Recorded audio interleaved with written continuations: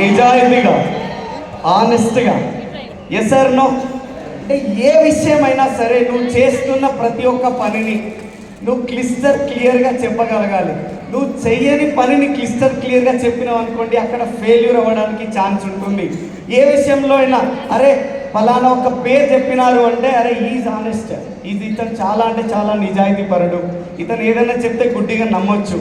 మీ down లైన్కి నీ మీద ఈ ఫీలింగ్ కలిగింది అంటే నువ్వు ఖచ్చితంగా లీడర్లో ఒక లక్షణం నీ దగ్గర ఉన్నట్లే లెక్క.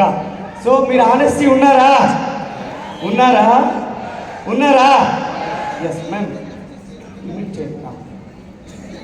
या सर अपना इंट्रोडक्शन दे दिया. सर का नाम Vaddeman Srinivas sir and DUCD. So sir का टॉपिक जो है कि ग्रेट लीडर को जो 15 पॉइंट्स होना चाहिए वो पॉइंट्स के बारे में सर अभी हमें बता रहे. और पहला पॉइंट जो है इंटीग्रिटी, हॉनेस्टी जो बोलते हैं इंग्लिश में, और इसको ईमानदारी से जब हम रहते हैं बिजनेस में सो सारे लोग हमें बिलीव करने का भी चांस रहता है. जो हम बोलते रहते हैं ना वो आंख बंद करके विश्वास करना चाहिए. सो ऐसे क्वालिटी लीडर को रहना है. यस. సో చాలామంది మనం చేసే పనులు ఎట్లుంటాయంటే పని ఏమో డౌన్ లైన్ చేయాలి, కానీ ఆ రిజల్ట్ మాత్రం నేను తీసుకోవాలన్న మైండ్ సెట్లో ఉంటాం మనం. సో అట్లా అవుతాయా? వర్కౌట్ అవుతుందా అట్లా ఉంటే? సో చాలామంది మైండ్ సెట్ ఏముంటుందంటే గుమ్మిళ్ళ గింజలు గుమ్మిళ్ళే ఉండాలి, పిల్లోడు మాత్రం దొడ్డు కావాలనే కాన్సెప్ట్ ఉంటుంది. సో ఇది అవుతుందా? వర్కౌట్ అవుతుందా? అస్సలు వర్కౌట్ కాదు. సో మీరు ఏదైతే చెయ్యాలనుకుంటున్నారో అది చెప్పండి, మీరు ఏదైతే చేస్తున్నారో అది చూపియండి జనానికి. సో ఈరోజు నేను 10 ప్లాన్ చెప్తున్నా, ఈరోజు నేను 5 ప్లాన్ చెప్పినా, నేను ఏది చెప్పినా అది వాళ్ళు కాపీ చేయగలగాలి, వాళ్ళు నమ్మగలగాలంటే మీరు కనబడాలి. అట్లా మీరు ఉన్నప్పుడే 100% సక్సెస్ తీసుకోవడానికి ఛాన్స్ ఉంటుంది, మీరు ఒక గ్రేట్ లీడర్ అవ్వడానికి కూడా ఛాన్స్ ఉంటుంది మ్యామ్. यस सर जो बोल रहे जो हम बोलते हैं वही करना चाहिए, जो हम करते हैं वही बोलना चाहिए. और बहुत ज़्यादा लोग सोचते हैं कि डाउनलाइन काम करना चाहिए और अपलाइन को रिजल्ट आना चाहिए. और घर में जो चावल ऐसे रहना चाहिए, बच्चे तो बलवान बनना है ऐसे तो हो ही नहीं सकता है. और next sir yeah next one వచ్చేసరికి సెల్ఫ్ అవేర్నెస్. సో ఇక్కడ చాలామందికి సెల్ఫ్ అవేర్నెస్ లేకుండా మనం ఇంకేదో పని చేద్దామని ఆలోచన చేస్తాం, కానీ ఏమవుతుందంటే పోయి ఆల్రెడీ గుంతలో పడే పరిస్థితి ఏర్పడుతుంది. సో నీ బలాలేంటి, నీ బలహీనతలేంటి, సో అవి ఎదుటి వ్యక్తికి చాలామంది ఏం చేస్తారంటే బలహీనతలని బలాలను కలిపి ఎదుటి వ్యక్తితో షేర్ చేసుకుంటారు.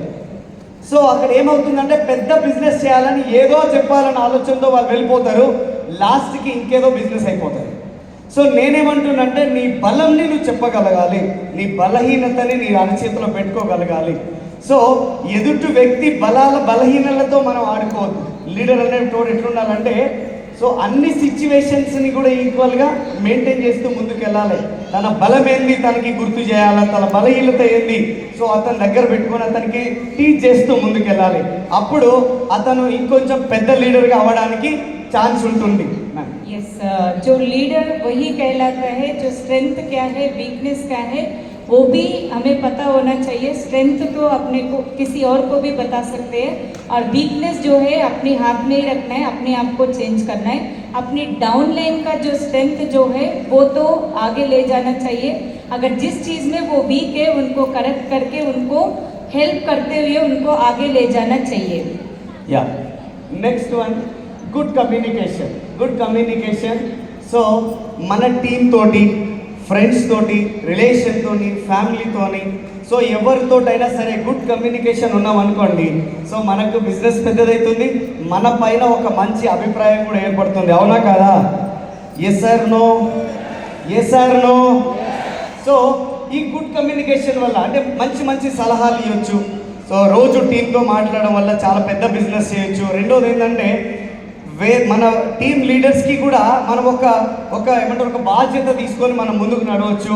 సో దాంతోపాటు అంటే మాట్లాడడం కావచ్చు, వినడం కావచ్చు, మనం ఏదైతే చేస్తున్నామో మన టీం అదే చేస్తుంది. అంటే మంచి విషయాల గురించి చర్చించడం, వాళ్ళతో ఆలోచన చేయడం, వాళ్ళ దగ్గర ఉన్నవి మళ్ళీ మనం తీసుకోవడం, అంటే బలాలు బలహీనతలు. సో దీనివల్ల ఏమవుతుందంటే టీం మూమెంటం వస్తుంది, దాంతో పాటుగా మనం ఒక గ్రేట్ లీడర్ అవ్వడానికి కూడా ఛాన్స్ ఉంటుంది ఇక్కడ నుంచి. यस कम्युनिकेशन ऐसे होना चाहिए जो हम बोलना चाहते हैं और वो स्पष्ट होना चाहिए। जो आगे वाला व्यक्ति जो बोल रहे वो अच्छी तरह से हमें सुनना चाहिए और टीम को क्या हमें बोलना चाहिए, ये सारी चीज़ें जब कम्युनिकेशन अच्छा रहता है ना, टीम में अच्छी मोमेंटम मिल जाएगा। యా నెక్స్ట్ వన్ ఎంపతి, సహానుభూతి, ఇతరుల భావాలను అర్థం చేసుకోవడం. సో అంటే ఇక్కడ సిచ్యువేషన్ ఎట్లుంటుందంటే రెండు విధాలుగా ఉంటుంది. సానుభూతి చూపించడం వేరు, సానుభూతిలో కూడా అతనికి ధైర్యం చెప్పడం వేరు. ఎస్ఆర్ నో, అరే కాలు ఇరిగింది అంటే అరే రే ఎట్లు ఇరిగిందిరా నువ్వు ఎట్లరా, రేపటి నుంచి నీ పని ఎట్లరా, నువ్వు ఎట్లా బతుకుతావు, నువ్వు ఎట్లా చేస్తావు, నువ్వే. ఇది ఒక రకమైన సానుభూతి. పోయింది కాలే పానం పోలే. SR no. సానుభూతిలో కూడా మళ్ళీ వాళ్ళని మనం ధైర్యం చెప్పగలగాలి. సో ఒక అరే మా లీడర్ నాకు ఇచ్చిన ధైర్యం అని అతను ఫీల్ అవ్వగలగాలి.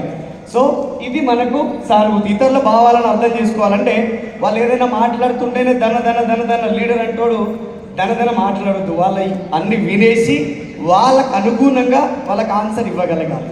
సో ఇది ప్లీజ్. या दूसरों के विचारों को भी समझना चाहिए और आगे वाला जो लीडर बोलते हैं तो फटाफट से बीच में नहीं बोलना चाहिए. उनकी प्रॉब्लम क्या है, अगर वो प्रॉब्लम में मैं रहूँ तो वो कैसे मैं कर सकता हूँ करके वो सोच समझ के रहना, एम्पैथी बोलते हैं इसी को. Yes sir. So next one వచ్చేసరికి డెసిసివ్నెస్, సో నిర్ణయ సామర్థ్యం. ఇప్పుడు చాలామంది ఏం చేస్తామంటే ఏదో ఒక విషయాన్ని ఎవరో ఒకరి పైన ఆధారపడి ఉంటాం. Yes or no. ప్లాన్ చెప్పాలంటే అప్లైన్ పైన, మాట్లాడాలంటే వేరే లీడర్ పైన, ఏదైనా సిచ్యువేషన్ ఉంది దానికి సలహా ఏదైనా తీసుకోవాలంటే ఇంకొకరి పైన, ఏదైనా నిర్ణయం ముందుకెళ్ళాలి అంటే ఇంకా ఒక్కరి పైన, ఇట్లా ఆధారపడినన్ని రోజులు మనం సక్సెస్ తీసుకుంటామా తీసుకోమా? नहीं. చేతులుపుతారు. తీసుకోమా? సో లీడర్ అనేటోడు తన నిర్ణయం తానే తీసుకుంటాడు, తన నడవడికను తానే నేర్చుకుంటాడు, తన పనిని తానే చేసుకుంటాడు. సో 100% సక్సెస్ అయిపోతాడు. సో ఆ నిర్ణయాలని మనం తీసుకోగలగాలి, సమయానికి సిచ్యువేషన్ బట్టి మనం నిర్ణయం తీసుకోగలగాలి. అప్పుడే మనం లీడర్గా ముందుకెళ్ళడానికి ఛాన్స్ ఉంటుంది. या सो डिसिसिवनेस मतलब क्या है कि जो हम निर्णय लेते हैं ना और टाइम के अनुसार लेना चाहिए और डिपेंडेंसी बोलते हैं ना, किसी और के ऊपर निर्भर होना नहीं चाहिए. प्लान बोलना है तो किसी और के ऊपर डिपेंड होना ये नहीं, और जो चीज़ सही है वो सोच समझ के अपने आप टाइम के अनुसार वो निर्णय लेना चाहिए. So next one accountability. So బాధ్యత యత్నం, తన చర్యల బాధ్యత వహించడం. సో ఇక్కడ చూడండి, మన బాధ్యతని మనం కలిగి ఉండాలి. సో ఆ బాధ్యతని మనం నేర్పించగలగాలి. SR no. సో అన్నీ తీసుకొని మన నెత్తిన వేసుకుంటే ఏమవుతుందంటే ఒకరోజు అవన్నీ బరువు మోయలేక అందులో కుంగిపోయే పరిస్థితి ఏర్పడుతుంది. సో నువ్వు బాధ్యతాయుతంగా నువ్వు ఉండాలి, టీంని ఉంచగలగాలి. సో ఏ పని చేయాలి, ఎవరికి ఏ బాధ్యత ఒప్పచెప్పాలి, ఏ విధంగా ముందుకెళ్ళాలి, సో ఎట్లా మనం సెట్ చేసుకోవాలి, సో ఈ ఆలోచనని ప్రతి ఒక్క వ్యక్తి కలిగి ఉండాలి. సో ఈ రెండో విషయం, మీరు అకౌంటబుల్ పర్సన్ అని ఇతరులు నమ్మగలగాలి. సో అప్పుడే మీరు ఇంకొక గ్రేట్ లీడర్గా తయారవ్వచ్చు. अकाउंटेबिलिटी, जिम्मेवारी लेना और खुद अपने जो भी काम जो रहता है वो तो जिम्मेवारी के साथ हमें करना है और टीम को भी हमें सिखाते जाना है. हर काम अपने ऊपर ही लेके करते जाने से क्या होता है ना कि वो हम कर नहीं सकते बहुत सारा काम. इसीलिए इस पॉइंट में हमें डुप्लीकेशन भी करना चाहिए. कुछ जिम्मेवार होना, दूसरों को भी जिम्मेदारी दिलवाना. So next one adaptability. So మార్పులకు అనుగుణంగా మారడం అంటే ఇక్కడ చూడండి, అడ్జస్టింగ్ టు చేంజ్. మనం చేంజ్ అవ్వడానికి, అడ్జస్ట్ అవ్వడానికి మనం చేంజ్ అవ్వాలి. సో ఇక్కడ సిచ్యువేషన్ ఏముందంటే, సిచ్యువేషన్ ఎట్లయినా ఉన్నది, నువ్వు దానికి అనుగుణంగా నువ్వు అడ్జస్ట్ అవ్వగలగాలి, నువ్వు మారగలగాలి. సో లేదు నేను ఇప్పుడే అనుకున్నా ఇప్పుడే పోతా, నేను ఇట్లా చేద్దాం అనుకున్నా ఇట్లే చేస్తా. సో సిచ్యువేషన్స్ మన చేతిలో ఉంటాయా? Yes or no. ఇప్పుడు ఒక డౌన్ లైన్ ఉన్నాడు, 10 గంటలకు ప్లాన్ పెట్టిండు. ఆ ప్లాన్ ఏమైంది, సడన్గా 12కి చేంజ్ అయింది. 12కి చేంజ్ అయింది కాబట్టి నాకు అవన్నీ సంబంధం లేదు, 10 గంటలకన్నా 10 గంటలకు వస్తా, 12 గంటలకు అవుతాను, ఇష్టం ఉంచో నువ్వేమైనా చేసుకోపో అంటే నడుస్తుందా? అంటే జస్ట్ చేంజ్ చేసుకోగలగాలి, మన ఆలోచనని చేంజ్ చేసుకోగలగాలి, మన వర్క్ని చేంజ్ చేసుకోగలగాలి, మన మాటల్ని చేంజ్ చేసుకోగలగాలి. ఎందుకంటే ఒక లీడర్ అనేటోడు తనను తాను ఎన్నిసార్లు చేంజ్ చేసుకుంటే అంత ఎక్కువ పెద్ద లీడర్గా అతను తయారవ్వగలడు. या अडेप्टेबिलिटी मतलब ये है कि परिस्थिति के अनुसार अपने आप को चेंज करना चाहिए. अगर आपका प्लान का टाइम चेंज हो गया, नहीं मैं इसी टाइम पे आऊँगी या आऊँगा बोलने से नहीं हो सकता है. टाइम के अनुसार अपने आप को भी चेंज करना चाहिए, चेंज लाना चाहिए. Yeah next one emotional intelligence. చూడండి, భావోద్వేగ బుద్ధి, భావాలను సరిగ్గా ఏమంటారు నియంత్రించడం. సో ఇక్కడ మీకు ఒక చిన్న ఎగ్జాంపుల్ చెప్తా. ఇప్పుడు ఎగ్జాంపుల్ ఏంది, దీని మీనింగ్ ఏంటంటే, నేను ఒక వ్యక్తికి ఏదో చెప్పాలి అని నేను అనుకుంటున్నా. అది కోపంగా కావచ్చు, నవ్వుకుంటూ కావచ్చు, బాధతో కావచ్చు.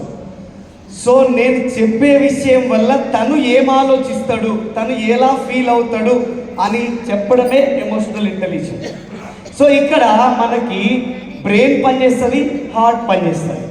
సో అంటే నువ్వు ఇప్పుడు చాలామంది ఏదో మాట్లాడుతున్నాం, సడన్గా మనం ఒకటి అనేస్తాం, దానివల్ల వాళ్ళు ఎలా ఫీల్ అవుతారు, దాన్ని ఎట్లా తీసుకుంటారు వాళ్ళు. సో దాన్ని ఎమోషనల్ ఇంటెలిజెన్స్ అంటాం. దాన్ని మనం అర్థం చేసుకోగలగాలి. అరే నేను ఈ మాట మాట్లాడితే దీన్ని ఈ వ్యక్తి ఎలా తీసుకుంటాడు. సో నువ్వు ముందు ఆలోచించగలగడమే ఎమోషనల్ ఇంటెలిజెన్స్.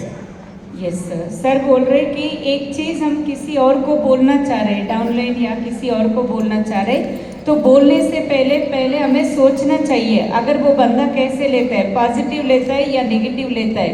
वो पहले कुछ चेक करके उसके बाद वो इमोशनल हो जाएगा या मेरी वजह से उनको दुख पहुंचेगा, वो चीज़ हमें समझना चाहिए. సో ఇక్కడ ఇన్స్పిరేషన్, ఇతరులను ఉత్సాహపరచడం, మోటివేటింగ్ అదర్స్.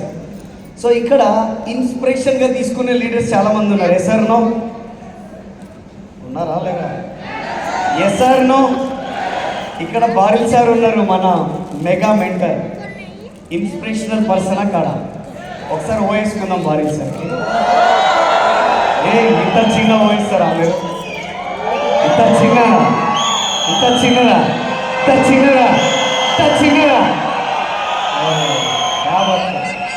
సో మనం అంటే ఒక వ్యక్తిని చూస్తే మనం ఇన్స్పైర్ అవ్వగలగాలి. సో ఎట్లాంటి విషయాల్లో మనం మాట్లాడే మాటలు, మనం వేసే డ్రెస్సింగ్, తర్వాత ఏమంటారు మన ఫేస్లో స్మైల్, సో ఏదైనా కావచ్చు. సో మనం ఇతరులని ఎప్పుడైతే ఉత్సాహపరుస్తామో సో అప్పుడు కూడా మనం ఒక పెద్ద లీడర్గా తయారవచ్చు. Are you excited? So so inspiration मतलब प्रेरणात्मक और प्रभावित करना. हम किसी और से भी प्रभावित हो जाते हैं अपने स्माइल से. और अभी बारिल सर है, उनसे हम बहुत ज़्यादा लोग प्रभावित हो रहे हैं. और ऐसे हमें देख के भी अपनी टीम में जो लोग रहते हैं वो भी प्रभावित होना चाहिए. आपकी बात करने की तरीका, आपकी स्माइल, आपके में जो हिम्मत रहते हैं, वो सारी चीज़ें देख के वो इंस्पायर होना चाहिए, प्रभावित होना चाहिए. So next one humanity. So వినయం. సో ఇక్కడ చూడండి, being humble and open to learning. So వినయంగా ఉండి నేర్చుకోవడానికి సిద్ధపడడం, ఇది కూడా లీడర్ అవ్వడానికి ఒక లక్షణం. సో ఇక్కడ చాలామంది చాలా పెద్ద తప్పులు చేస్తూ ఉంటాం మనం. చూడండి, చాలామంది మొన్న మాట్లాడినప్పుడు బారిల్ సార్ మాట్లాడినప్పుడు చాలామంది అన్నారు 90 డేస్లో డైమండ్ ఎంతమంది అయ్యారు, 90 డేస్లో స్టార్ ఎంతమంది అయ్యారు, 90 డేస్లో క్రౌన్ ఎంతమంది అయ్యారు. సో చాలామంది ఇక్కడ నుంచి హ్యాండ్ రైస్ చేశారు, సార్ మేమైనా మా ఇన్కమ్ 60,000, 90,000, 1 lakh సమ్ చెప్పారు. Yes or no? తర్వాత ఏమైంది అంటే ఎవరు చేయతలే, ఎవరు మాట్లాడలేదు. Yes or no? మరి ఏమైంది అంటే ఎప్పుడైతే మీరు 3 months 4 monthsలో మీరు వినయంగా ఉండి నేర్చుకోవడానికి సిద్ధపడ్డారో మీ పిన్ను మారింది, మీ ఇన్కమ్ మారింది. సో ఎప్పుడైతే మీకు ఇన్కమ్ వచ్చిందో దాంతోపాటు ఈగో, అహం వచ్చింది. ఆ తర్వాత పని జరగలేదు, మీరు నేర్చుకోలేదు. సో కాబట్టి బిజినెస్ అక్కడే ఆగిపోయింది. Yes or no? ఇంతకంటే సింపుల్ అర్థం ఇంకేం వేరే లేదు అనుకుంటా. Yes or no? ఎప్పుడైతే నువ్వు బీ హంబల్ ఉండి నేర్చుకోవడానికి రెడీగా ఉంటావో. సో కొంతమంది ఎట్లా చూస్తారంటే ఇట్లా కిందికి చూస్తారు, కొంతమంది ఇక నేనే తోపన్నట్టు. సో అట్లాంటి వ్యక్తి ఏ రోజు లీడర్ అవ్వలేడు. సో నువ్వు ఎంత హంబల్ ఉంటావో, నువ్వు ఎంత లెర్నింగ్ యాటిట్యూడ్ ఉంటావో, సో అప్పుడు నువ్వు లీడర్ అవ్వడానికి ఛాన్స్ ఉంటుంది. సో మరి ఈ రోజు నుంచి చేంజ్ చేద్దామా? తప్పుడు చేయకపోతే నాకు చెవులు పడలేవో అట్లా. यस या ह्यूमिलिटी भी रहना चाहिए बिजनेस में, विनम्र होके रहना चाहिए. और बड़ी एग्जांपल सर ने बता दिया. कल भारिल सर ने पूछा था फर्स्ट डे और कितने लोग 90 डेज में स्टार बन गए, डायमंड बन गए, क्राउन बन गए. बहुत सारे लोग हाथ उठा दिया. और उसके बाद फिर क्या हुआ, मतलब जब हमारे पास एक पिन आ जाता है, एक अच्छा चेक आ जाता है, तो अपने को ईगो आ जाता है, मतलब अहम बोलते हैं ना, वो आ जाता है. तो किसी और को सुनने भी हम भूल जाते हैं और अपने आप को बड़ा मानते हैं. पर ये चीज़ अगर रही है हमारे में, और फिर अपना सक्सेस जितना भी होता है वो नीचे गिर जाते हैं. और हम विनम्र होना तो बहुत ज़रूरी है ग्रेट लीडर बनने के लिए. So next one delegation. So పనుల విభజన, షేరింగ్ రెస్పాన్సిబిలిటీస్, బాధ్యతలను ఇతరులకు అప్పగించడం. సో కొంతమంది చేసే పని ఏముందంటే అన్ని పనులు, చిన్న పని నుంచి పెద్ద పని వరకు తన భుజాల పైన వేసుకుంటాడు. సో వేరే వాళ్ళకి ఏ ఛాన్స్ ఇయ్యడు. సో ఏంది కథ అంటే ఆ పేరంతా నేనే కొట్టేయాలి, ఆ పేరంతా నేనే కొట్టేయాలి. నువ్వు పేరు కొట్టేసో కొట్టేవో తెలియదు, కానీ ఫీజులు కొట్టేసి బ్రెయిన్ స్ట్రోక్ మాత్రం రావడం ఖాయం ఉంటుంది. Yes or no? ఎందుకంటే చాలా అంటే ఇది మనము ఏదో అని ఆలోచిస్తాం కానీ ఇంకేదో అయిపోతుంది. సో ఇప్పుడు తల్లిదండ్రులు ఉన్నారు, పిల్లలకి ఎన్ని రోజులు వాళ్ళకి గౌరవం చేయాలో అన్ని రోజులే గౌరవం చేస్తారు. కానీ అదే 15-16 సంవత్సరాలకు వచ్చిన తర్వాత వాళ్ళకి కూడా కొన్ని బాధ్యతలు ఉపయోగిస్తారు. Yes or no?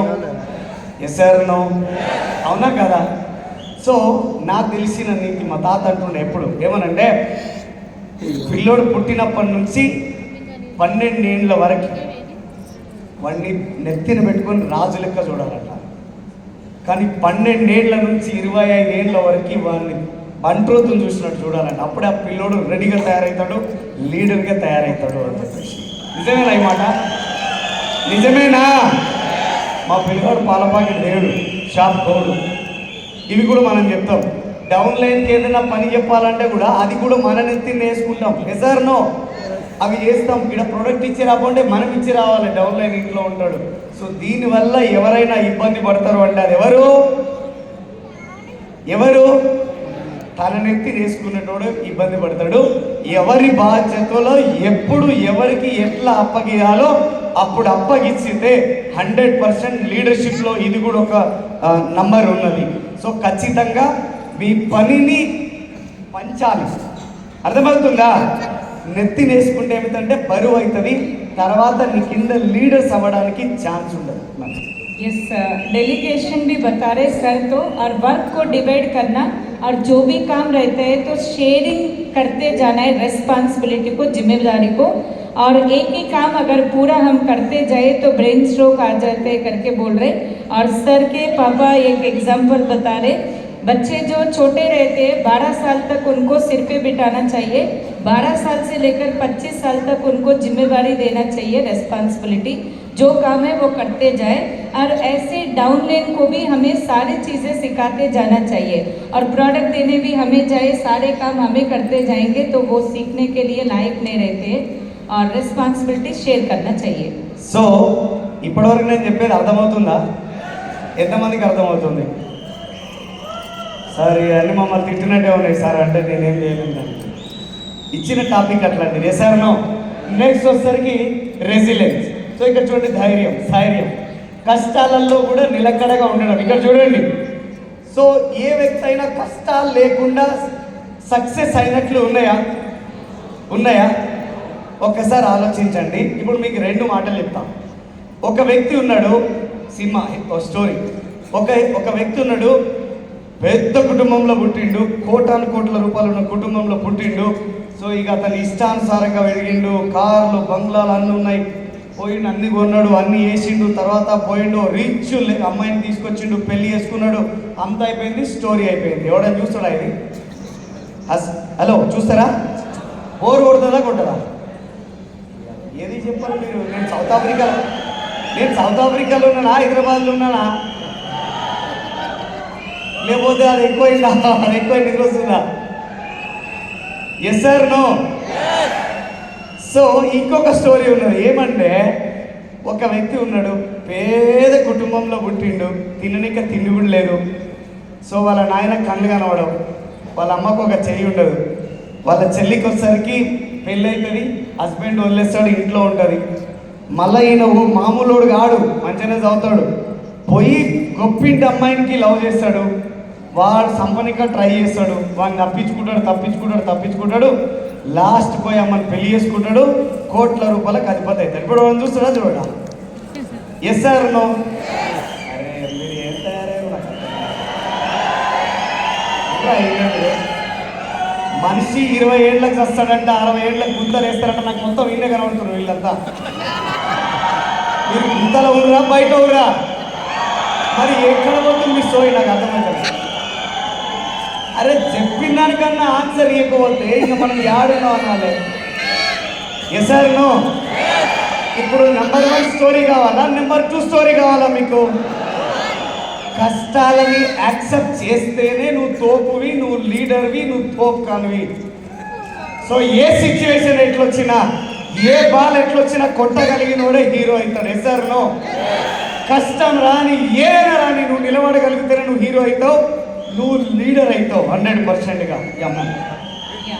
So sir यहाँ पे एक और क्वालिटी बता रहे, जो भी काम है हम हिम्मत के साथ करना चाहिए और मुश्किलें जब आते हैं तो उनको तो सामना करना भी हमें सीखना चाहिए. और 2 स्टोरी सर एक बता रहे, एक में तो करोड़पति है और उनकी ज़िंदगी तो और अच्छी तरह से बीत रही है. ऐसे स्टोरी तो कोई देखना नहीं चाहते, इतना मज़ा नहीं आता है वो स्टोरी में. दूसरी स्टोरी जो है वो एक गरीब वाला आदमी है, उनके पापा का तो आंख नहीं दिखते, मम्मी को तो हाथ भी नहीं है और बहन का शादी कर लिया तो पर जो जमाई जो है वो भी इतना अच्छी तरह से नहीं देखते हैं और खुद भी बंदा जो है वो अमीर लड़की को प्यार करके आते हैं, उनसे फाइटिंग करके और उनको लेके आते हैं. कौन सी स्टोरी आपको पसंद है? वो जो ग्रेट पर्सन मतलब जो मुश्किलें सामना करके वो आगे वो स्टोरी देखना चाहते हैं और जो बिल्कुल हिम्मत नहीं है और उसके बाद आसानी से जो मिलता है वो स्टोरी आपको पसंद है करके सर पूछ रहे. नंबर 1 स्टोरी या नंबर 2? 1 2 1 2 2 అవన్నా 2 మీరందరు హీరోలే. సో నెక్స్ట్ 1 ఫెయిర్నెస్, న్యాయం, అందరినీ సమానంగా చూడడం. సో మన విన్నింగ్ టీంలో ఈ కల్చరే లేదు ఎస్ఆర్లో, కానీ జస్ట్ ఇట్లాంటిది కూడా ఒకటి ఉందని చూపించడానికి పెట్టా అంతే. సో మనం అందరినీ ఈక్వల్గా చూస్తాం, మనకు వీళ్ళు వాళ్ళు అనే తేడా ఏముండదు. ఎస్ఆర్లో ఒకవేళ నువ్వు ఒకరిని ఒకలాగా ఇంకొకరిని ఇంకొకలాగా నువ్వు ట్రీట్ చేస్తున్నావు అంటే నువ్వు లీడరే కావు. సో నీ కడుపులో 3 పిల్లలు పుట్టారనుకోండి, సో అందులో పాపలు 2 బాబు ఒకరైనారు అనుకోండి, నువ్వు ఎవరిని ఎట్లా ఎక్కువ చూస్తావు? ఎవరిని ఎట్లా చూస్తావు? ఎట్లుంటుంది బాయ్ సార్? గొంతులో నుంచి వచ్చే వద్దు, గుండెలో నుంచి వచ్చే. Yes sir no. నేను చెప్పేది మీకు అర్థం కాలేదా, లేకపోతే మీరు చెప్పేది నాకు వినబడతలేదా? హలో, సమానంగా చూస్తామా లేకపోతే ఆడపిల్లలు ఒకలాగా మగ పిల్లలను ఒకలాగా చూస్తామా? సమానంగా చూస్తామా? ఈ సమానత ఉంది అంటే మిమ్మల్ని గెలవడానికి, మిమ్మల్ని లీడర్ అనడానికి ఇంకొక మాటే లేదు. లేదు సార్ కొంచెం తేడా ఉంది, కింద మీద ఉంది అంటే మాత్రం నాకు సంబంధం లేదు. అది ఏం జరుగుతుంది? Yes or no. మన కడుపులో పుట్టిన పిల్లలు మన డౌన్ లైన్లు నాకైతే ఈక్వల్ ఉంటారు, ఇంకెవరి సంగతి మాట్లాడదు. సో ఇదే మనం తీసుకురాగలిగితే 100% సక్సెస్ కావచ్చు. टीम में जो भी डाउनलाइन्स रहते हैं सबको एक समान देखना है. जैसे एग्जाम्पल सर ने दे दिया, आपको 3 बच्चे हैं, 2 गर्ल्स है और 1 बॉय है और जिनसे आप ज़्यादा प्यार करते हैं करके सर पूछ रहे और सबने बोल दिया तीनों को एक जैसे ही देखते हैं. और सर ये भी बता रहे जो अपने बच्चे जो रहते हैं ना वो और डाउनलाइन्स को जो बराबर देखते हैं वही ग्रेट लीडर बन जाते हैं. और एक को अच्छी तरह से देखना, एक को तो ध्यान नहीं देना, ऐसे नहीं करना है और समानता के साथ सबको देखना चाहिए. वो ग्रेट लीडर की क्वालिटी है. ఎస్, ఈ సపోర్ట్ సరిపోగలదోలే. సో నెక్స్ట్ వచ్చేసరికి వద్దబ్బా నాకు వద్దు మీ సపోర్ట్ వద్దు. So commitment to growth. So commitment to growth next topic. So ఇక్కడ చూడండి, అభివృద్ధిపై నిబద్ధత అంటే గ్రోత్లో మనం ఎట్లుండాలి, సెల్ఫ్ గ్రోత్ ఎట్లుండాలి, టీమ్ గ్రోత్ ఎట్లుండాలి, మూమెంటం ఎట్లా తీసుకురావాలి అంటే మనం గ్రోత్ రావడానికి కమిట్మెంట్తో మనం ఉన్నామా లేమో ఫస్ట్ చెక్ చేసుకోవాలి. ఇప్పుడు మనం ఒక ఏమంటాం అంటే అరే పలానా రోజు ఒక మండే రోజు మనం ఒక మీటింగ్ చేద్దాము, సో మనం అందరం కలుద్దాము అని చెప్తాం. అదే మండే రోజు నీకు మీ దోస్తులంతా కూర్చొని దావతుంది రారా అని పిలిచి నువ్వు మీటింగ్ కండక్ట్ చేస్తావా, అక్కడ దోస్తుల దగ్గరికి పోతావా? Yes or no? నేనేమంటున్నంటే నీ కమిట్మెంట్ ఎక్కడ ఉన్నది? సో మేము ఒక ఎగ్జాంపుల్ చెప్తాం. నిన్న సాయంత్రం మాకు ఒక అంటే విషాదకరమైన వార్త. సో సలీం సార్ వాళ్ళ మదర్ లేరు అని మాకు నిన్న సాయంత్రం తెలిసింది. సో మా పానం అంతా అక్కడ ఉంది, కొత్త చెత్త ఇక్కడ ఉంది. సో కానీ మీటింగ్ మేము 8 గంటలకే క్లోజ్ చేయొచ్చు. Yes or no? చాలా పెద్ద leader, VMCM member, cab driver to VMCM, 14-15 లక్షల ఇన్కమ్ సంపాదించిన వ్యక్తి. సో అతని కోసం ఆ మాత్రం చేయలేమా మనం? Yes or no? కానీ 9:30 వరకు ఇక్కడ మీటింగ్ జరిగిన తర్వాత నైట్ 12 గంటల నుంచి 1 గంట వరకు ఇక్కడికి వెళ్ళి అక్కడ పరామర్శించి కంప్లీట్ చేసుకొని 3 గంటలకి ఇంటికి వెళ్ళి అక్కడ స్నానం చేసుకొని పడుకొని మళ్ళీ అదే 9 గంటలకు వచ్చి మీటింగ్ అటెండ్ అయ్యి ఇక్కడ మీటింగ్ ఇదే కదా కమిట్మెంట్ టు గ్రోత్ అంటే. Yes or no? Yes or no? So ఎవడో చెంచాగాడు చెంచాడు పోస్తా అంటే పోతే నువ్వు లీడర్ అవుతావా? Yes or no? యాడ పెడుతున్నావు నీ ప్రయారిటీ యాడుంది? Yes or no? క్రౌన్ ఎవరు కావాలి? యూసీడీ ఎవరు కావాలి? ఈసీడీ ఎవరు కావాలి? యూసీడీ ఎవరు కావాలి? మీ డౌన్ లైన్ పిన్ మారాలి మారవద్దా? వాళ్ళకి పైసలు రావాలన్నా రావద్దా? మరి నువ్వు ఏం ఆలోచించాలి? మరి ఏం ఆలోచిస్తున్నాం మనం? Yes or no? Yes or no? So commitment to growth. నీ కోసం నువ్వు ఎంత పని చేస్తావో నీ టీంని గెలిపించడం కోసం కూడా నువ్వు అంతే పని చేయగలగాల. సో అంతే కమిట్మెంట్ నువ్వు తీసుకోగలగాల. కొంతమంది దుర్మార్గులు ఉన్నారు, దుష్టులు ఉన్నారు కొంతమంది. సో వాళ్ళ పరిస్థితి ఏమున్నదంటే సెల్ఫీ కంప్లీట్ అయినాయా, 5,630 వచ్చిందా, ఆ తర్వాత వాడు నాకు క్రాస్ లైన్ అనుకుంటాడు. అట్లాంటి బిజినెస్ మొత్తం ఖరాబ్ అయిపోవాలని మొత్తాను నేను కాదు. అట్లాంటి మైండ్ సెట్ కనుక ఉంటే వాడు బిజినెస్ ఈ రోజే నాశనం అయిపోవాలని కోరుకుంటా నేను.